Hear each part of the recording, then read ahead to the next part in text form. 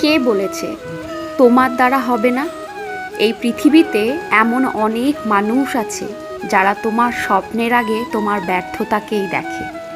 তারা বলবে তুমি পারবে না, তোমার দ্বারা কিছু হবে না, এটা তোমার জন্য নয়। কিন্তু একটা কথা মনে রেখো, মানুষের মুখের কথায় কখনো নিজের ভবিষ্যৎ লিখে দিও না। আজ তুমি হয়তো হেরে যাচ্ছ, বারবার চেষ্টা করেও সফল হতে পারছো না।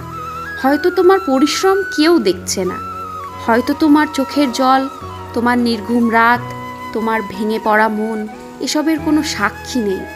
তবুও থেমে যেও না, কারণ ইতিহাসে যারা নতুন পথ তৈরি করেছে তারা কেউই শুরুতে তোমার বিশ্বাস পায়নি।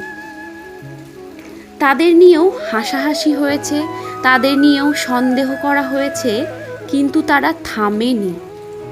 তাই আজ যদি সবাই তোমাকে বলে তোমার দ্বারা হবে না, তাহলে মনে মনে শুধু একটা উত্তর দিও, আজ নয়, কিন্তু একদিন অবশ্যই হবে। হয়তো তোমার দ্বারাই এমন একটা কাজ হবে যা অন্য কারোর দ্বারা কোনোদিন সম্ভব হবে না, কারণ তোমার গল্প এখনো শেষ হয়নি। হয়তো তোমার জীবনের শেষ অধ্যায়টা এখনো লেখা বাকি।